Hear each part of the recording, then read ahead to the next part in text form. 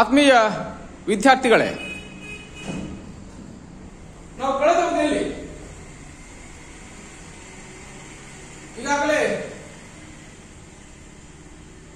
ವ್ಯಕ್ತಿತ್ವ ಮತ್ತು ಸಮಾಜದ ಘಟಕದಲ್ಲಿ ರಕ್ಷಣಾ ತಂತ್ರಗಳನ್ನು ನಾವು ಅಧ್ಯಯನ ಮಾಡ್ಕೊಂಡಿದ್ದೇವೆ.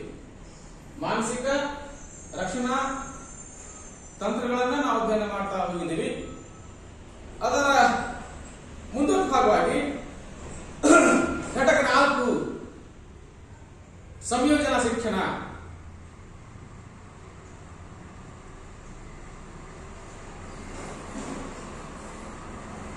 ವ್ಯಕ್ತಿಯ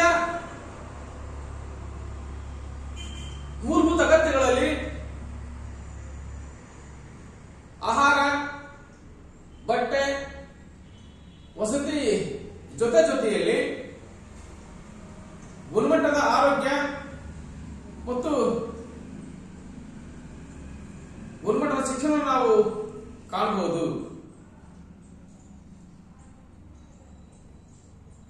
ಶಿಕ್ಷಣ ಏನಿದೆ ಪ್ರತಿಯೊಬ್ಬ ಮಗುವಿನ ಹಕ್ಕು ಅಂತ ನಾವು ಪರಿಭಾವಿಸಿದಾಗ ಯಾವುದೇ ಮಗುವು ಸಹಿತ ಗುಣಮಟ್ಟದ ಶಿಕ್ಷಣದಿಂದ ವಂಚಿತರಾಗದ ರೀತಿಯಲ್ಲಿ ಬದುಕಿನ ಸವಾಲುಗಳನ್ನು ಸಮರ್ಥವಾಗಿ ಎದುರಿಸುವ ನಿಟ್ಟಿನಲ್ಲಿ ಮಗುವಿಗೆ ನಾವು ಶಕ್ತಿಯನ್ನ ತುಂಬಬೇಕಾಗಿದೆ. ಹಾಗಾಗಿ ತನ್ನ ಭವಿಷ್ಯವನ್ನ ಸಮರ್ಥವಾಗಿ ಎದುರಿಸಬೇಕಂತ ನಿಟ್ಟಿನಲ್ಲಿ ಮಗುವಿಗೆ ಗುಣಮಟ್ಟದ ಶಿಕ್ಷಣ ಕೊಟ್ಟಂತ ಪ್ರಕ್ರಿಯೆ ನಾವು ಕಂಡುಕೊಳ್ಳಕ್ಕೆ ಪ್ರಯತ್ನ ಸಹಿತ ಮಾಡಬಹುದು. ಅದರಲ್ಲೂ ಸಹಿತ ಸಂಯೋಜನಾ ಶಿಕ್ಷಣದಲ್ಲಿ ಕಂಡುಕೊಳ್ಳಕ್ಕೆ ಸಾಧ್ಯ ಆದರೆ ವಿಶೇಷ ಸಾಮರ್ಥ್ಯಗಳ ಮಕ್ಕಳನ್ನ ನಾವು ಅಧ್ಯಯನ ಮಾಡಿದರೆ ಅವ್ರಿಗೂ ಸಹಿತ ಒಂದು ಬದುಕಿದೆ. ಅವರು ಎಲ್ಲರೂ ಹಾಗೆ ಕನಸನ್ನ ಕಂಡಿದ್ದಾರೆ. ಅವ್ರಿಗೊಂದು ಜೀವನ ಇದೆ. ಅವರ ಬದುಕನ್ನ, ಅವರ ಜೀವನವನ್ನ ಸಮೃದ್ಧಗೊಳಿಸತಕ್ಕಂತಹ ನಿಟ್ಟಿನಲ್ಲಿ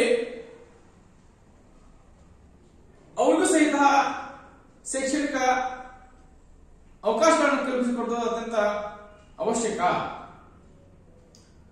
ಆ ನಿಟ್ಟಿನಲ್ಲಿ ವಿಶ್ವ ಆರೋಗ್ಯ ಸಂಸ್ಥೆ ಹೇಳೋ ಪ್ರಕಾರ WHO ಏನಿದೆ, ವಿಶ್ವ ಆರೋಗ್ಯ ಸಂಸ್ಥೆ ಏನಿದೆ, ಅದು ನಿರ್ಧಾರ ಮಾಡ್ತಾ ಹೋಗುತ್ತೆ. ವಿಶ್ವ ಆರೋಗ್ಯ ಸಂಸ್ಥೆ 1991ರ ನಿರ್ಧಾರದಂತೆ ಸರ್ವರಿಗೂ ಶಿಕ್ಷಣ ಅಂದ್ರೆ ಕೇವಲ ಬುದ್ಧಿವಂತ ಮಗು ಮಾತ್ರ ಅಲ್ಲ, ಸಾಮಾನ್ಯ ಮಗು ಮಾತ್ರ ಅಲ್ಲ, ವಿಶೇಷವಾಗಿ ವಿಶೇಷ ಅಗತ್ಯವಿರುವ ಮಕ್ಕಳಿಗೂ ಸಹಿತ ಇತರೆ ಮಕ್ಕಳ ಜೊತೆಗೆ ಸಮಾನ ಶಿಕ್ಷಣವನ್ನ ಪಡ್ಕೊಳ್ತಕ್ಕಂತಹ ವಾತಾವರಣವನ್ನ ಸಾಮಾನ್ಯ ಶಾಲಾ ವ್ಯವಸ್ಥೆಯಲ್ಲಿ ಕೊಡಬೇಕಂತ ಹೇಳಿ WHO 1991ರಲ್ಲಿ ನಿರ್ಧಾರ ಮಾಡ್ತಾ ಹೋಗಿದೆ. ಜೊತೆಗೆ ಎಲ್ಲ ತನ್ನ ಸದಸ್ಯ ರಾಷ್ಟ್ರಗಳಿಗೆ ಅದು ಕರೆಯನ್ನು ಕೊಡ್ತಾ ಹೋಗುತ್ತೆ. 1993ರ ವಿಶ್ವಸಂಸ್ಥೆಯ ಅಂಗವಿಕಲ ಮಕ್ಕಳ ಸಮಾನ ಅವಕಾಶಗಳ ಸಂರಕ್ಷಣೆಯ ಅಧಿನಿಯಮದಡಿಯಲ್ಲಿ ರಾಷ್ಟ್ರಗಳು ಮಕ್ಕಳ, ಯುವಕರ ಮತ್ತು ವಯಸ್ಕರ ಸಮಾನ ಶೈಕ್ಷಣಿಕ ಅವಕಾಶಗಳ ತತ್ವಗಳನ್ನು ಸಾಮಾನ್ಯ ವ್ಯವಸ್ಥೆಯಲ್ಲಿ ಗುರುತಿಸಬೇಕು ಹಾಗೂ ಎಲ್ಲ ಅಸಮರ್ಥ ಮಕ್ಕಳ ಶಿಕ್ಷಣವನ್ನ ದೃಢೀಕರಿಸಬೇಕಾದ ಕೆಲಸವನ್ನ ಎಲ್ಲ ರಾಷ್ಟ್ರಗಳು ದೃಢಪಡಿಸಬೇಕಂತ ಹೇಳಿ WHO ತನ್ನ ಎಲ್ಲ ಸದಸ್ಯ ರಾಷ್ಟ್ರಗಳಿಗೆ ಕರೆಯನ್ನು ಕೊಡ್ತಾ ಹೋಗುತ್ತೆ. ಹಾಗಾಗಿ ವಿಶ್ವ ಆರೋಗ್ಯ ಸಂಸ್ಥೆಯ ನಿರ್ದೇಶನದ ಮೇರೆಗೆ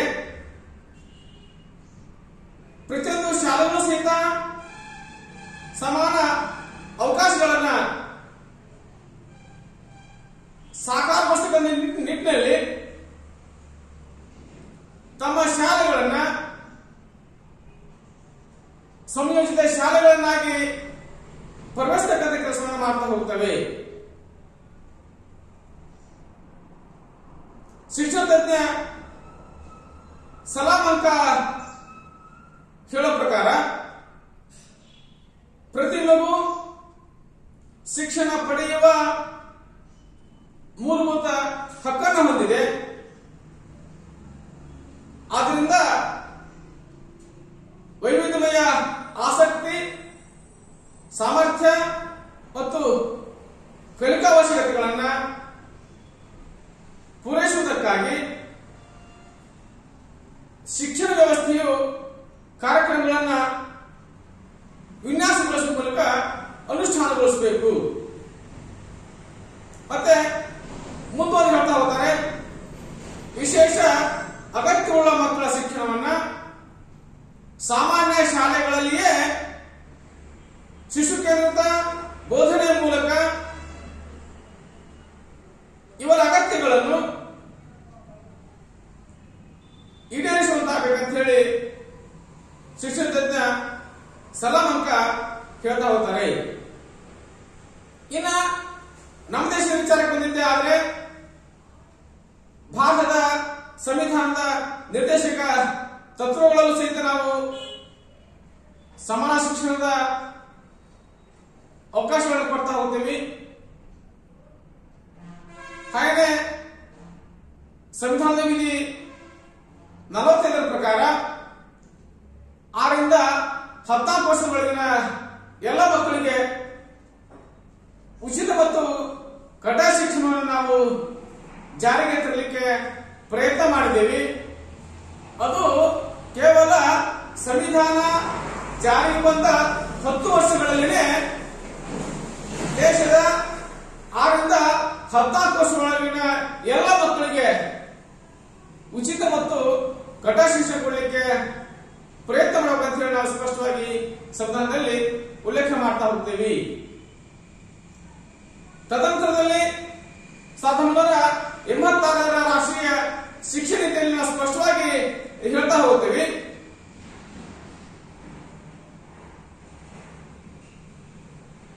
ಸರ್ವರಿಗೂ ಸಮಾನ ಶೈಕ್ಷಣಿಕ ಅವಕಾಶಗಳನ್ನು ಕೊಡಬೇಕಂತ ಹೇಳಿ ನಾವು 1986 ರಾಷ್ಟ್ರೀಯ ಶಿಕ್ಷಣ ನೀತಿ ಸ್ಪಷ್ಟಪಡಿಸ್ತಾ ಹೋಗಿದೆ. ತದನಂತರದಲ್ಲಿ ನಾವು ವಿಫಲ ಆಗ್ತೀವಿ. ಈ ವಿಫಲತೆಯನ್ನು ಮನೆಯಿರತಕ್ಕಂತಹ ಸರ್ಕಾರ 2001ರಿಂದ 10ರವರೆಗೆ ಸರ್ವ ಶಿಕ್ಷಣ ಅಭಿಯಾನವನ್ನ ಜಾರಿಗೆ ತರುತ್ತೆ. ಸರ್ವರಿಗೂ ಸಮಾನ ಶೈಕ್ಷಣಿಕ ಅವಕಾಶಗಳನ್ನು ಕಲ್ಪಿಸುವುದಕ್ಕಾಗಿ ಸರ್ವ ಶಿಕ್ಷಣ ಅಭಿಯಾನ ಮೂಲಕ ಸುಮಾರು 10 ವರ್ಷಗಳ ಅವಧಿಯನ್ನು ತೆಗೆದುಕೊಳ್ಳುವ ಮೂಲಕ ಶಾಲೆಯಿಂದ ದೂರದಂತ ಮಕ್ಕಳನ್ನ ಶಾಲೆಗೆ ಕರೆತರತಕ್ಕಂಥ ಪ್ರಯತ್ನವನ್ನ, ಶಾಲೆಯಿಂದ ಮಕ್ಕಳನ್ನ ಶಾಲೆಯಲ್ಲಿ ಉಳಿಸ್ಕೊಳ್ತಕ್ಕಂಥ ಪ್ರಯತ್ನವನ್ನ ನಾವು ನಿರಂತರವಾಗಿ ಮಾಡ್ತಾ ಬಂದಿದ್ದೇವೆ. ಇನ್ನು 2015ರ ಸರ್ವರಿಗೂ ಶಿಕ್ಷಣ ಎಜುಕೇಶನ್ ಫಾರ್ ಆಲ್ ಅಂತ ಘೋಷಣೆ ಇದೆ. ಅದನ್ನ ಸಾಕಾರಗೊಳಿಸುವುದಕ್ಕಾಗಿ ಮತ್ತೆ 2015ರ ವಿಶ್ವ ಆರೋಗ್ಯ ಸಂಸ್ಥೆಯ ಘೋಷವಾಕ್ಯ ಸರ್ವರಿಗೂ ಆರೋಗ್ಯ, ಎವ್ರಿ ಫಾರ್ ಕರ್ಕೊಳ್ಳಿಕ್ಕೆ ಸಾಧ್ಯ ಆಗ್ತದೆ. ಎಲ್ಲವುಗಳ ಮಾನದಂಡ ಒಂದೇ. ಯಾವುದೇ ಮಗು ಸಹಿತ ತನ್ನ ಮೂಲಭೂತ ಶಿಕ್ಷಣದಿಂದ ವಂಚಿತರಾಗಬಾರದು. ಪ್ರತಿಯೊಬ್ಬ ಮಗು ಸಹಿತ ಕನಿಷ್ಠ ಶಿಕ್ಷಣವನ್ನು ಸಹಿತ ಪಡ್ಕೊಳ್ಳಿಕ್ಕೆ ಸಾಧ್ಯ ಆಗಬೇಕು. ಅದರಲ್ಲೂ ವಿಶೇಷ ಅಗತ್ಯವುಳ್ಳ ಮಕ್ಕಳಿಗಾಗಿ ಶೈಕ್ಷಣಿಕ ಅವಕಾಶಗಳನ್ನು ಕಲ್ಪಿಸತಕ್ಕಂತಹ ವ್ಯವಸ್ಥೆಯನ್ನ ನಮ್ಮ ಸಾಮಾನ್ಯ ಶಾಲೆಗಳಲ್ಲಿ ಸಹಿತ ಮಾಡಲಿಕ್ಕೆ ಸಾಧ್ಯ ಇರಬೇಕು ಅನ್ನೋದನ್ನ ನಾವು ವಿಶೇಷವಾಗಿ ಅರ್ಥೈಸ್ತಾ ಹೋಗ್ತೇವೆ. ಹಾಗಾಗಿ ಎಜುಕೇಶನ್ ಫಾರ್ ಆಲ್ ಅಂತಕ್ಕಂತಹ ಘೋಷವಾಕ್ಯದೊಂದಿಗೆ ಸರ್ವರಿಗೂ ಶಿಕ್ಷಣ ಅಂತಕ್ಕಂತಹ ಈ ಘೋಷವಾಕ್ಯ ಏನಿದೆ ಅದನ್ನ ಸಾಕಾರಗೊಳಿಸತಕ್ಕಂಥ ನಿಟ್ಟಿನಲ್ಲಿ ಅದನ್ನ ಜಾರಿ ತರತಕ್ಕಂತಹ ಪ್ರಯತ್ನವಾಗಿ ನಾವಿವತ್ತು ಸಂಯೋಜನಾ ಶಿಕ್ಷಣದ ಪರಿಕಲ್ಪನೆಯನ್ನು ಕಂಡುಕೊಳ್ಳಕ್ಕೆ ಸಾಧ್ಯ ಆಗ್ತದೆ. ಹಾಗಾಗಿ ಸಾಮಾನ್ಯ ಮಕ್ಕಳ ಜೊತೆಯಲ್ಲಿ ವಿಶೇಷ ಅಗತ್ಯವುಳ್ಳ ಮಕ್ಕಳನ್ನ ಸೇರಿಸಿಕೊಂಡು ಕಲಿಕಾ ಪ್ರಕ್ರಿಯೆಯನ್ನ ಮುಂದುವರಿಸತಕ್ಕಂತಹ ನಿಟ್ಟಿನಲ್ಲಿ ಎಲ್ಲ ವ್ಯವಸ್ಥೆಗಳೊಂದಿಗೆ ಶಾಲೆಯನ್ನ ಸುಸಜ್ಜಿತಗೊಳಿಸತಕ್ಕಂತಹ ಪ್ರಯತ್ನ ನಾವು ಮಾಡ್ತಾ ಇದ್ದೀವಿ ಅನ್ನೋದನ್ನ ನಾವು ಹೇಳ್ತಾ ಹೋಗ್ತೀವಿ. ಹಾಗಾಗಿ ಪ್ರಸ್ತುತ ಶಾಲೆ ಏನಿದೆ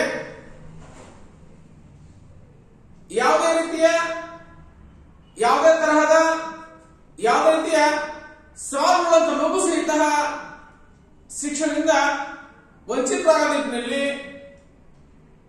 ಅವರಿಗೆ ಶೈಕ್ಷಣಿಕ ಅವಕಾಶಗಳನ್ನ ಕಲ್ಪಿಸಿಕೊಡ್ತಕ್ಕಂತಹ ವ್ಯವಸ್ಥೆಯನ್ನು ನಾವು ಶಾಲೆಯಲ್ಲಿ ಮಾಡ್ತಾ ಇದ್ದೀವಿ. ಅದನ್ನ ನಾವು ವಿಶೇಷವಾಗಿ ಹೇಳ್ತಾ ಹೋದ್ರೆ ಸಂಯೋಜನಾ ಶಿಕ್ಷಣ ಕಂಡುಕೊಳ್ಳಕ್ಕೆ ಸಾಧ್ಯ ಆಗ್ತದೆ. ಹಾಗಾದ್ರೆ ನಾವು ವ್ಯಾಖ್ಯೆಗಳನ್ನು ಕಂಡುಕೊಳ್ಳಕ್ಕೆ ಸಾಧ್ಯ ಆದ್ರೆ ಸಾಮಾನ್ಯ ಪರಿಭಾಷೆಯಲ್ಲಿ ನಾವು ಹೇಳೋದಾದ್ರೆ ಸರ್ವ ಸಾಮರ್ಥ್ಯಗಳನ್ನು ಹೊಂದಿದ ಸಾಮಾನ್ಯ ಮಕ್ಕಳ ಮತ್ತು ವಿಶೇಷ ಅಗತ್ಯವುಳ್ಳ ಮಕ್ಕಳನ್ನೊಳಗೊಂಡ ಸಮೂಹಕ್ಕೆ ಸಮಾನ ಅವಕಾಶಗಳ ತತ್ವಗಳನ್ನು ಆಧರಿಸಿ ಒಟ್ಟಾಗಿ ಕಲಿಯುವ ಅವಕಾಶವನ್ನು ಕಲ್ಪಿಸತಕ್ಕಂತಹ ಶಿಕ್ಷಣ ಏನಿದೆ ಅದನ್ನ ವಿಶೇಷವಾಗಿ ಸಂಯೋಜನಾ ಶಿಕ್ಷಣ ಕಂಡುಕೊಳ್ಳಕ್ಕೆ ಸಾಧ್ಯ ಆಗ್ತದೆ. ಇನ್ನ ಸಾಮಾನ್ಯ ಶಾಲೆಯ ವರ್ಗಕೋಣೆಯ ಎಲ್ಲಾ ಮಕ್ಕಳಿಗೂ ಕಲಿಯುವ ಸಮಾನ ಅವಕಾಶಗಳನ್ನು ಕಲ್ಪಿಸುವ, ಪ್ರತಿಯೊಂದು ಮಗುವಿನ ಅವಶ್ಯಕತೆಗಳಿಗೆ ಹೊಂದಾಣಿಕೆ ಮಾಡಲು ಸಾಮಾನ್ಯ ಶಿಕ್ಷಕನು ಸೌಲಭ್ಯಕಾರನಾಗಿ ಕಾರ್ಯವನ್ನ ನಿರ್ವಹಿಸತಕ್ಕಂತಹ ವ್ಯವಸ್ಥೆ ಏನಿದೆ ಅದನ್ನ ವಿಶೇಷವಾಗಿ ಸಾಮಾನ್ಯ ಶಿಕ್ಷಣ ಕಂಡುಕೊಳ್ಳಕ್ಕೆ ಸಾಧ್ಯ ಆಗ್ತದೆ. ಅಂದ್ರೆ ಸಾಮಾನ್ಯ ಶಾಲೆಯಲ್ಲಿ ಸಾಮಾನ್ಯ ವರ್ಗಕೋಣೆಯಲ್ಲಿ ಸಾಮಾನ್ಯ ಮಕ್ಕಳೊಂದಿಗೆ ವಿಶೇಷ ಅಗತ್ಯವುಳ್ಳ ಮಕ್ಕಳಿಗೆ ಶಿಕ್ಷಣವನ್ನ ಒದಗಿಸತಕ್ಕಂತಹ ವಿಧಾನ ಅಥವಾ ಪ್ರಕ್ರಿಯೆ ಏನಿದೆ ಅದನ್ನು ವಿಶೇಷವಾಗಿ ನಮ್ಮದಾದಂತಹ ಸಂಯೋಜನಾ ಶಿಕ್ಷಣವನ್ನು ನಾವು ಕಾಣಬಹುದು. ಹಾಗಾಗಿ ಸಮಗ್ರ ಶಿಕ್ಷಣ ನಡೆಯುವಂತೆ ಮಗುವನ್ನು ಪ್ರತ್ಯೇಕ ಕೋಣೆ ಇಲ್ಲದೇನೆ, ಪ್ರತ್ಯೇಕ ತರಗತಿಗೆ ಕೊಂಡೊಯ್ಯಲಾರದೇನೆ ಅವನಿಗೆ ಸಾಮಾನ್ಯ ವರ್ಗಕೋಣೆಯ ಎಲ್ಲ ಬೆಂಬಲ ಮತ್ತು ಸೇವೆಗಳನ್ನ ನಮ್ಮ ಸಂಯೋಜಿತ ಶಿಕ್ಷಣದಲ್ಲಿ ಒದಗಿಸಲಿಕ್ಕೆ ಸಾಧ್ಯ ಆಗ್ತಾ ಹೋಗುತ್ತದೆ. ಹಾಗಾಗಿ ಸಾಮಾನ್ಯ ಮಕ್ಕಳೊಂದಿಗೆ ವಿಶೇಷ ಸಾಮರ್ಥ್ಯವುಳ್ಳಂತಹ ವಿಶೇಷ ಅಗತ್ಯವುಳ್ಳ ಮಕ್ಕಳನ್ನ ಸಂಯೋಜನೆಗೊಳಿಸಿ ಎಲ್ಲರೂ ಸಹಿತ ಒಂದೇ ರೀತಿಯ ಸಾಮಾನ್ಯ ಶಿಕ್ಷಣವನ್ನ, ಒಂದೇ ಅನುಭವಗಳನ್ನ, ಒಂದೇ ರೀತಿಯ ಕಲಿಕಾ ಪ್ರಕ್ರಿಯೆ ಮಾಡತಕ್ಕಂತಹ ವಿಧಾನ ಏನಿದೆ ಅದನ್ನ ವಿಶೇಷವಾಗಿ ಸಾಮಾನ್ಯ ಸಂಯೋಜನಾ ಶಿಕ್ಷಣ ಕಂಡುಕೊಳ್ಳಕ್ಕೆ ಸಾಧ್ಯ ಆಗ್ತದೆ. ಇನ್ನು ನಾವು ವ್ಯತ್ಯಾಸ ಕಂಡುಕೊಳ್ಳಕ್ಕೆ ಪ್ರಯತ್ನ ಮಾಡ್ತಾ ಹೋಗ್ತೀವಿ. ವಿಶೇಷವಾಗಿ ನಾವು ಚರ್ಚೆ ಮಾಡ್ತಾ ಹೋದಂತೆ ನಮ್ದಾಗಿರುವಂತಹ ಸಾಂಪ್ರದಾಯಿಕ ಮಾರ್ಗ ಜೊತೆಗೆ ಸಂಯೋಜನ ಮಾರ್ಗ. ಹಾಗಿದ್ದರೆ ಸಾಂಪ್ರದಾಯಿಕ ಮಾರ್ಗ ಏನಿದೆ ಕೇವಲ ಕೆಲವರಿಗಾಗಿ ಮಾತ್ರ ಶಿಕ್ಷಣ ಇತ್ತು. ಅಂದ್ರೆ ಯಾರು ಕಲೀಲಿಕ್ಕೆ ಸಮರ್ಥರಾಗಿದ್ದಾರೆ ಅವರಿಗೆ ಮಾತ್ರ ನಾವು ಶಿಕ್ಷಣ ಕೊಡ್ತಾ ಇದ್ವಿ. ಈಗ ನಮ್ದಾಗಿರ್ತಕ್ಕಂತಹ ವಿಶೇಷ ಅಗತ್ಯಗಳ ಮಕ್ಕಳನ್ನು ಕಂಡುಕೊಳ್ಳಿಕ್ಕೆ ಸಾಧ್ಯ ಆದ್ರೆ ಶ್ರವಣದೋಷಗಳಂತಹ ಮಗು ಆಗಿರ್ಬೋದು, ಅಂದ್ರೆ ಕಿವಿ ಕೇಳಿಸಲಾರದಂಥವ್ರು, ದೃಷ್ಟಿದೋಷಗಳಂತ ಮಗು ಆಗಿರ್ಬೋದು, ಅಂದ್ರೆ ಏನು ಬ್ಲೈಂಡ್ ಸ್ಟೂಡೆಂಟ್ ಮಕ್ಕಳನ್ನು ಕಂಡುಕೊಳ್ಳಿಕ್ಕೆ ಸಾಧ್ಯ ಆಗ್ತದೆ. ಜೊತೆಗೆ ಮಾನಸಿಕ ನ್ಯೂನತೆಗಳಂತ ಮಕ್ಕಳನ್ನು ಕಂಡುಕೊಳ್ಳಿಕ್ಕೆ ಸಾಧ್ಯ ಆಗ್ತದೆ. ಜೊತೆಗೆ ಮೂಳೆ ಕೀಲುಗಳ ಸವಾಲುಗಳಂತ ಮಕ್ಕಳನ್ನು ಕಂಡುಕೊಳ್ಳಿಕ್ಕೆ ಅಂದ್ರೆ ಅಂಗವಿಕಲ ಕಂಡುಕೊಳ್ಳಿಕ್ಕೆ ಸಾಧ್ಯ ಆಗ್ತದೆ. ಇವರಿಗೆ ಸಾಮಾನ್ಯ ಶಾಲೆಗಳ ಮೊದಲಿಗೆ ಅವಕಾಶ ಇರಲಿಲ್ಲ. ಆದ್ರೆ ಸಂಯೋಜನ ಶಿಕ್ಷಣ ಮಾರ್ಗದಲ್ಲಿ ಸರ್ವರ್ಗ ಶಿಕ್ಷಣವನ್ನು ಕಂಡುಕೊಳ್ಳಿಕ್ಕೆ ಸಾಧ್ಯ ಆಗ್ತದೆ. ಎಲ್ಲರನ್ನು ಒಂದೇ ವರ್ಗ ಕೋಣೆಯಲ್ಲಿ ಸೇರಿಸುವ ಮೂಲಕ ಒಬ್ಬನೇ ಶಿಕ್ಷಕ ಒಂದೇ ರೀತಿಯ ಕಲಿಕಾ ಪ್ರಕ್ರಿಯೆಯನ್ನು ಉಂಟು ಮಾಡತಕ್ಕಂಥ ವಿಧಾನವನ್ನು ಕಂಡುಕೊಳ್ಳಿಕ್ಕೆ ಸಾಧ್ಯ ಆಗ್ತದೆ. ಇನ್ನು ಈ ಪ್ರಕ್ರಿಯೆ ಜಡತ್ವದಿಂದ ಕೂಡಲಿಕ್ಕೆ ಸಾಧ್ಯ ಆಗುತ್ತೆ. ನಿರಂತರವಾಗಿ ಕೇವಲ ಓದು ಬರಹ ಲೆಕ್ಕಕ್ಕೆ ಮಾತ್ರ ಆದ್ಯತೆ ಕೊಡಲಿಕ್ಕೆ ಸಾಧ್ಯ ಆಗ್ತಿತ್ತು. ಆ ವೇಳೆ ಏನಾದರೆ ನಮ್ಮೆದುರು ಕೂಡಲಿಕ್ಕೆ ಸಾಧ್ಯ ಆಗ್ತಾ ಹೋಗಿದೆ. ಅಂದ್ರೆ ಆ ಮಗುವಿನ ಸಾಮರ್ಥ್ಯಕ್ಕನುಗುಣವಾಗಿ ನಾವು ಕಲಿಕಾ ಪದ್ಧತಿಯಲ್ಲಿ ಬದಲು ಮಾಡಲಿಕ್ಕೆ ಸಾಧ್ಯ ಆಗಿದೆ. ಕಲಿಕಾ ಪದ್ಧತಿಗಳನ್ನ ಹೊಸ ಹೊಸ ಮಾದರಿಗಳನ್ನ ನಾವು ಅಳವಡಿಸಿಕೊಳ್ಳುವ ಮೂಲಕ ಆ ಮಗುವಿಗೆ ಶಿಕ್ಷಣ ದೊರೆಯುವ ನಿಟ್ಟಿನಲ್ಲಿ ನಾವು ನಮ್ಯತೆಯನ್ನ ಅಥವಾ ಬದಲಾವಣೆಗಳನ್ನು ಮಾಡ್ಕೊಳ್ಳಿಕ್ಕೆ ಸಾಧ್ಯ ಆಗ್ತದೆ. ತದನಂತರದಲ್ಲಿ ನಮ್ಮಲ್ಲಿ ಸಾಮೂಹಿಕ ಬೋಧನೆ ಅಂದ್ರೆ ಎಲ್ಲರ ಸಹಿತ ನಾವು ಸುಮಾರು ವಿದ್ಯಾರ್ಥಿಗಳನ್ನು ಕರ್ಕೊಳ್ಳಿಕ್ಕೆ ಸಾಧ್ಯ ಆಗ್ತಿತ್ತು. ಒಂದು ವರ್ಗ ಕೋಣೆಯಲ್ಲಿ ಅಗತ್ಯಕ್ಕಿಂತ ಹೆಚ್ಚಿನ ಮಕ್ಕಳನ್ನ ಎಷ್ಟು ಜನ ಸಹಿತ ಮಕ್ಕಳು ಒಂದೇ ವರ್ಗ ಕೋಣೆಯಲ್ಲಿ ನಾವು ಪಾಠ ಮಾಡ್ತಾ ಹೋಗಿದ್ವಿ. ಇಲ್ಲಿ ಹಾಗಲಿಕ್ಕೆ ಸಾಧ್ಯ ಆಗಲಿಕ್ಕಿಲ್ಲ. ವಿಶೇಷವಾಗಿ ವೈಯಕ್ತಿಕ ಬೋಧನೆ ಅಂತಂದ್ರೆ ಕನಿಷ್ಠ ಮಕ್ಕಳನ್ನ ಸಾಮಾನ್ಯ ಮಕ್ಕಳೊಂದಿಗೆ ವಿಶೇಷ ಅಗತ್ಯ ಮಕ್ಕಳನ್ನು ಸಹಿತ ಸೇರಿಸಿ ಕನಿಷ್ಠ ವಿದ್ಯಾರ್ಥಿಗಳ ಸಂಖ್ಯೆಯನ್ನು ನಾವು ಮಾಡಿಕೊಂಡಿದ್ದಾರೆ. ವೈಯಕ್ತಿಕ ಬೋಧನೆ ಮಾಡಲಿಕ್ಕೆ ಅಥವಾ ವೈಯಕ್ತಿಕ ಗಮನ ಹರಿಸಿ ಮಕ್ಕಳಿಗೆ ಪಾಠ ಮಾಡಲಿಕ್ಕೆ ಸಾಧ್ಯ ಆಗ್ತದೆ ಸಂಯೋಜನ ಶಿಕ್ಷಣ ಮಾರ್ಗದಲ್ಲಿ. ಇನ್ನ ಪ್ರತ್ಯೇಕ ವ್ಯವಸ್ಥೆಯ ಕಲಿಕೆ ಕಂಡುಕೊಳ್ಳಿಕ್ಕೆ ಸಾಧ್ಯ ಆಗಿತ್ತು. ಇಲ್ಲಿ ಸಂಯೋಜಿತ ಕಲಿಕೆ ಎರಡನ್ನೂ ಸಹಿತ ಸೇರಿಸಿ ಒಂದೇ ರೀತಿಯ ಕಲಿಕಾ ಅನುಕೂಲ ಕೊಡ್ಲಿಕ್ಕೆ ನಾವು ಪ್ರಯತ್ನ ಸಹಿತ ಮಾಡ್ತಾ ಹೋಗ್ತೀವಿ. ಇನ್ನು ಇಲ್ಲಿ ಬೋಧನೆಗೆ ಮಹತ್ವ. ಒಬ್ಬ ಶಿಕ್ಷಕ ಏನಂತಾನು ಒಂದು ವರ್ಷದ ಪಠ್ಯಕ್ರಮವನ್ನ ನಿಗದಿತ ಅವಧಿಯಲ್ಲಿ ಮಕ್ಕಳಿಗೆ ಪಾಠ ಬೋಧನೆ ಮಾಡ್ತಿದ್ದ. ಅವ್ರು ಕಲಿತರಷ್ಟೇ ಬಿಟ್ಟರು ಅಷ್ಟೇ. ಇಲ್ಲಿ ಹಾಕಲಿಕ್ಕೆ ಸಾಧ್ಯ ಆಗುವುದಿಲ್ಲ. ಇಲ್ಲಿ ಕಲಿಕೆಗೆ ಮಹತ್ವ ಅಂದ್ರೆ ಮಗುವಿನ ಕಲಿಕಾ ಸಾಮರ್ಥ್ಯವನ್ನು ಆಧರಿಸಿ ಮಗುವಿನ ಅಭಿರುಚಿ, ಆಸಕ್ತಿ, ಮನೋಭಾವ, ಬುದ್ಧಿಶಕ್ತಿ, ಒಲವು ನಿಲುವುಗಳಿಗೆ ಅನುಗುಣವಾಗಿ ಮಗುವಿನ ಕಲಿಕಾ ಸಾಮರ್ಥ್ಯಕ್ಕನುಗುಣ ನಾವು ಪಾಠ ಮಾಡ್ತಾ ಹೋಗ್ತೀವಿ. ತದನಂತರದಲ್ಲಿ ಇದು ವಿಷಯ ಕೇಂದ್ರಿತ ವಿಧಾನ ಕಂಡುಕೊಳ್ಳಿಕ್ಕೆ ಸಾಧ್ಯ ಆಗಿದೆ. ವಿಷಯಕ್ಕೆ ನಾವು ಆದ್ಯತೆಯನ್ನು ಕೊಡ್ತಾ ಇದ್ದೀವಿ. ಇಲ್ಲಿ ಶಿಶು ಕೇಂದ್ರಿತ ಶಿಕ್ಷಣ ಕಂಡುಕೊಳ್ಳಿಕ್ಕೆ ಸಾಧ್ಯ ಆಗ್ತದೆ. ಮಗುವಿನ ಸಾಮರ್ಥ್ಯವನ್ನು ಆಧರಿಸಿ ಮಗುವಿಗೆ ಶಿಕ್ಷಣ ಕೊಡಬೇಕಂತಹ ವ್ಯವಸ್ಥೆ ಕಂಡುಕೊಳ್ಳಿಕ್ಕೆ ಸಾಧ್ಯ ಆಗುತ್ತೆ. ಇಲ್ಲಿ ನೈದಾನಿಕ ಅಥವಾ ನಿಗದಿಗೊಳಿಸತಕ್ಕಂಥ ವಿಧಾನ ಅಂದ್ರೆ ನಿರ್ದಿಷ್ಟ ವಿಧಾನದ ಮೌಲ್ಯಮಾಪನ ವ್ಯವಸ್ಥೆ ಕಂಡುಕೊಳ್ಳಿಕ್ಕೆ ಸಾಧ್ಯ ಆಗ್ತಿದ್ದು. ಅದು ಮಾಸಿಕ ಪರೀಕ್ಷೆ, ಘಟಕ ಪರೀಕ್ಷೆ, ಜೊತೆಗೆ ತ್ರೈಮಾಸಿಕ, ಅರ್ಧವಾರ್ಷಿಕ, ಪೂರ್ವಭಾವಿ, ವಾರ್ಷಿಕ ಪರೀಕ್ಷೆ ಅಂದ್ರೆ ನೈದಾನಿಕ ಪರೀಕ್ಷೆಗಳ ಮೂಲಕವಾಗಿ ನಾವು ಮೌಲ್ಯಮಾಪನ ಮಾಡಲಿಕ್ಕೆ ಸಾಧ್ಯ ಆಗ್ತಿತ್ತು. ಇಲ್ಲಿ ನಾವು ಹೇಳ್ತಾ ಹೋಗ್ತೀವಿ ಸಮಗ್ರ ವಿಧಾನ ಸಿಸಿ ಅಂತ ಹೇಳ್ತಾ ಹೋಗ್ತೀವಿ. ಕಂಟಿನ್ಯೂಸ್ ಕಾಂಪ್ರಿಹೆನ್ಸಿವ್ ಇವ್ಯಾಲ್ಯೂಯೇಷನ್ ಕಂಡುಕೊಳ್ಳಿಕ್ಕೆ ಸಾಧ್ಯ ಆಗ್ತದೆ. ಸಮಗ್ರ ಮತ್ತು ನಿರಂತರ ಮೌಲ್ಯಮಾಪನ ಪ್ರತಿಯೊಂದು ಘಟಕಕ್ಕೆ ಉಪಘಟಕಕ್ಕೂ ಸಹಿತ ಸಾಧ್ಯ ಆಗ್ತದೆ. ಹಾಗಾಗಿ ಕಂಟಿನ್ಯೂಯಸ್ ಕಾಂಪ್ರಿಹೆನ್ಸಿವ್ ಇವ್ಯಾಲ್ಯೂಯೇಷನ್ ಅನ್ನ ಅಂದ್ರೆ ಸಮಗ್ರ ಅಥವಾ ನಿರಂತರ ಮೌಲ್ಯಮಾಪನ ಕಂಡುಕೊಳ್ಳಕ್ಕೆ ಸಾಧ್ಯ ಆಗ್ತದೆ. ನೆಕ್ಸ್ಟ್ ಆಗಿ ಹೊರಗಿರುವುದರಿಂದ ಸೀಮಿತ ಅವಕಾಶಗಳು ಇಲ್ಲಿ ಹಾಗಾಗಿ ಸಾಧ್ಯ ಆಗಲಿಕ್ಕಿಲ್ಲ. ಸರ್ವರು ಸಹಿತ ಸಮಾನ ಅವಕಾಶಗಳನ್ನು ಕಂಡುಕೊಳ್ಳಿಕ್ಕೆ ಸಾಧ್ಯ ಆಗ್ತದೆ.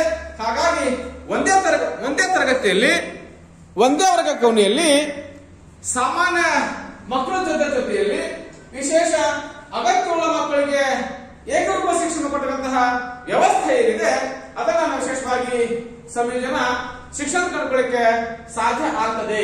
ಇನ್ನು ಮಹತ್ವ ವಿಶೇಷವಾಗಿ ತಮ್ಮ ಮಕ್ಕಳ ಭಾವಿ ಜೀವನದ ಕನಸು ನನಸಾಗಿಸುವುದು ಅಂತ ಹೇಳ್ತಾ ಹೋಗ್ತೀವಿ ನಾವು. ಅಂದ್ರೆ ಎಲ್ಲ ಪಾಲಕರು ಸಹಿತ ತಮ್ಮ ಮಗುವಿನ ಕಲ್ಯಾಣ ಬಯಸ್ತಾರೆ, ತಮ್ಮ ಮಗುವಿನ ಏಳಿಗೆಯನ್ನ ಬಯಸ್ತಾರೆ. ಎಲ್ಲ ಮಗುವಿನ ಹಾಗೆ ನಮ್ಮ ಮಗು ಸಹಿತ ಜೀವಿಸಬೇಕು, ನಮ್ಮ ಮಗು ಸಹಿತ ಬದುಕಿ ಬಾಳಬೇಕಂತ ಕಲ್ಪನೆಯನ್ನು ಕಂಡುಕೊಳ್ಳಿಕ್ಕೆ ಪೋಷಕರಲ್ಲಿ ಸಾಧ್ಯ ಆಗ್ತದೆ. ಹಾಗಾಗಿ ಎಲ್ಲ ಪಾಲಕರು ಸಹಿತ ತಮ್ಮ ಮಕ್ಕಳು ಅವರ ಸಹಪಾಠಿಗಳಿಂದ ಸ್ವೀಕರಿಸಲ್ಪಡಬೇಕು, ಅವಕ್ಕೂ ಸಹಿತ ಗೆಳೆಯರನ್ನು ಹೊಂದಿರಬೇಕು. ಜೊತೆಗೆ ಬೇರೆಯವರ ಜೊತೆಗೆ ಸಮನಾಗಿ ಬೆರೆತು ಬಾಳುವ ಮೂಲಕ ಸಮಾಯೋಜನೆ ಹೊಂದುವ ಮೂಲಕ ಮತ್ತು ತಮ್ಮ ಬದುಕನ್ನ ನಡೆಸಬೇಕು ಅಂತ ಹೇಳಿ ಬಯಸ್ತಾ ಹೋಗ್ತಾರೆ. ಹಾಗಾಗಿ ಸಂಯೋಜನ ಶಿಕ್ಷಣ ವ್ಯವಸ್ಥೆ ಏನಿದೆ ವಿಶೇಷ ಅಗತ್ಯವುಳ್ಳ ಮಕ್ಕಳಿಂದ ಕೂಡಿರುವ ಜೊತೆಗೆ ಪಾಲಕರ ಆಶಯವನ್ನು ಈಡೇರಿಸಲಿಕ್ಕೆ ಸಾಧ್ಯ ಆಗ್ತಾ ಹೋಗ್ತದೆ. ಚೆನ್ನಾಗಿ ಮಕ್ಕಳು ತಮ್ಮ ಮತ್ತು ಇತರರ ಬಗ್ಗೆ ಧನಾತ್ಮಕ ಅರಿವನ್ನು ಹೊಂದುವುದು ಅಂದ್ರೆ ನಮಗೂ ಸಹಿತ ಒಂದು ಅವಕಾಶ ಇದೆ ಜೀವನದಲ್ಲಿ, ನಾವು ಸಹಿತ ಮುಂದೆ ಬರಲಿಕ್ಕೆ ಸಾಧ್ಯ ಆಗ್ತದೆ, ನಾನು ಸಹಿತ ವಿದ್ಯಾವಂತ ಆಗ್ಬಹುದು, ನಾವು ಸ್ವಲ್ಪ ಕಲಾವಿದ ಆಗ್ಬಹುದು ಅಂತಕ್ಕಂತಹ ಈ ಧನಾತ್ಮಕ ಅರಿವೇನಿದೆ ಅದನ್ನ ನಾವು ವಿಶೇಷವಾಗಿ ಗುರುತಿಸಬಹುದು ಎಲ್ಲಿ ಸಂಯೋಜನ ಶಿಕ್ಷಣದಲ್ಲಿ. ಹಾಗಾಗಿ ಶಾಲಾ ಮತ್ತು ತರಗತಿಗಳು ವೈವಿಧ್ಯಮಯ ಸಮಾಜವನ್ನ ಪ್ರತಿನಿಧಿಸ್ತವೆ. ಹಲವಾರು ಜಾತಿ, ಧರ್ಮ, ಮತ, ಪಂಗಡ, ವರ್ಗ, ವರ್ಣ, ಭಾಷೆ, ವೈವಿಧ್ಯಮಯ ಸಾಮರ್ಥ್ಯಗಳು ಜೊತೆಗೆ ವಿವಿಧ ರೀತಿಯ ಸಂಸ್ಕೃತಿಗಳಲ್ಲಿರ್ತಕ್ಕಂಥ ಮಕ್ಕಳು ಒಂದೇ ವರ್ಗ ಕೋಣೆಯಲ್ಲಿ ಒಂದೇ ತರಗತಿಯಲ್ಲಿ ಕಲಿಯುವ ಮೂಲಕವಾಗಿ ಬೇರೆಯವರ ಜೊತೆಗೆ ಸಹಾನುಭೂತಿ ಜೊತೆಗೆ ಪ್ರೀತಿ, ವಿಶ್ವಾಸ, ಗೌರವವನ್ನು ಕೊಡೋದನ್ನು ಕಲಿಯಲಿಕ್ಕೆ ಸಾಧ್ಯ ಆಗ್ತದೆ. ಜೊತೆಗೆ ಬೇರೆಯವರನ್ನ ಸ್ವೀಕರಿಸತಕ್ಕಂತಹ ಪರಿಜ್ಞಾನ ಜೊತೆಗೆ ಬೇರೆಯವರನ್ನ ಗೌರವಿಸತಕ್ಕಂತಹ ಅರಿವು ಮೂಡಲಿಕ್ಕೆ ಸಾಧ್ಯ ಆಗ್ತದೆ. ಹಾಗಾಗಿ ಮಕ್ಕಳೇ ಮಾತ್ರ ವಿವಿಧ ರೀತಿಯನ್ನ ಮೆಚ್ಚಿಕೊಳ್ಳಿಕ್ಕೆ ಸಾಧ್ಯ ಆಗ್ತದೆ. ಜೊತೆಗೆ ತಮ್ಮ ಬಗ್ಗೆ ತಮಗೆ ಧನಾತ್ಮಕ ಅರಿವನ್ನು ಹೊಂದಲಿಕ್ಕೆ ಅವರಿಗೆ ಸಾಧ್ಯ ಆಗ್ತಾ ಹೋಗ್ತದೆ. ಎಷ್ಟವಾಗಿ ಸಾಮಾಜಿಕ ಗುಣಗಳ ಅಭಿವೃದ್ಧಿ ವಿಶೇಷವಾಗಿ ಈ ಸಂಯೋಜನಾ ಶಿಕ್ಷಣದಲ್ಲಿ ಅಸಮರ್ಥತೆ ಹೊಂದಿದ ಮಕ್ಕಳು ಸಾಮಾನ್ಯ ಮಕ್ಕಳ ಜೊತೆಗೆ ಕಲಿತಕ್ಕಂತಹ ಅವಕಾಶ ಪಡ್ಕೊಳ್ಳುವ ಮೂಲಕವಾಗಿ ಪ್ರತಿಯೊಬ್ಬ ಸಹಿತ ಪರಸ್ಪರ ಕಲಿಕೆಗೆ ಅನುವಾಗಲಿಕ್ಕೆ ಸಾಧ್ಯ ಆಗ್ತದೆ. ಅಂದರೆ ಸಮಾಜ ಜೀವನಕ್ಕೆ ಬೇಕಾಗಿರ್ತಕ್ಕಂತಹ ಸಾಮಾಜಿಕ ಗುಣಗಳಾಗಿರ್ತಕ್ಕಂತಹ ಸಹಕಾರ, ಸಂಯಮ, ತ್ಯಾಗ, ಸಹೋದರತ್ವ, ಅನುಕಂಪ, ಪ್ರೀತಿ, ವಿಶ್ವಾಸ, ನಂಬಿಕೆ, ನೈತಿಕ ಮೌಲ್ಯಗಳನ್ನ ವಿಶೇಷ ಸಾಮರ್ಥ್ಯವುಳ್ಳ ಮಕ್ಕಳು ಸಹಿತ ತಮ್ಮ ಜೀವನದಲ್ಲಿ ಅಳವಡಿಸಿಕೊಳ್ಳಕ್ಕೆ ವಿಶೇಷವಾದಂತಹ ಪ್ರಯತ್ನ ನಾವು ವಿಶೇಷವಾಗಿ ಕಾಣಬಹುದು. ಹಾಗಾಗಿ ಸಾಮಾಜಿಕ ಹೊಂದಾಣಿಕೆ ಗುಣಗಳನ್ನ ಮಕ್ಕಳು ಅತ್ಯಂತ ಬಹುಬೇಗ ಕಲಿತಕ್ಕಂಥ ವಿಧಾನವನ್ನು ಕಲಿಕೊಳ್ಳಕ್ಕೆ ಪ್ರಯತ್ನ ಸಹಿತ ಮಾಡಬಹುದು. ಹಾಗಾಗಿ ಸಂಯೋಜನ ಶಿಕ್ಷಣ ವ್ಯವಸ್ಥೆಯ ಪರಿಸರ ಏನಿದೆ ಸಾಮಾಜಿಕ ಕೌಶಲ್ಯಗಳನ್ನ ಪಡಿತಕ್ಕಂತಹ ನಿಟ್ಟಿನಲ್ಲಿ ಒಂದು ಪ್ರಮುಖ ತಾಣವಾಗಿ ಕಾರ್ಯವನ್ನ ನಿರ್ವಹಿಸಲಿಕ್ಕೆ ಸಾಧ್ಯ ಆಗ್ತಾ ಹೋಗುತ್ತದೆ. ನೆಕ್ಸ್ಟ್ನಾಗಿ ಮಕ್ಕಳು ಮಹತ್ವದ ಶೈಕ್ಷಣಿಕ ಕೌಶಲ್ಯಗಳನ್ನು ಹೊಂದಲಿಕ್ಕೆ ಸಾಧ್ಯ ಆಗ್ತಾ ಹೋಗುತ್ತೆ. ಅಂದ್ರೆ ಸಂಯೋಜನಾ ಶಿಕ್ಷಣ ವ್ಯವಸ್ಥೆ ಏನಿದೆ, ತರಗತಿಯಲ್ಲಿ ಸಾಮಾನ್ಯ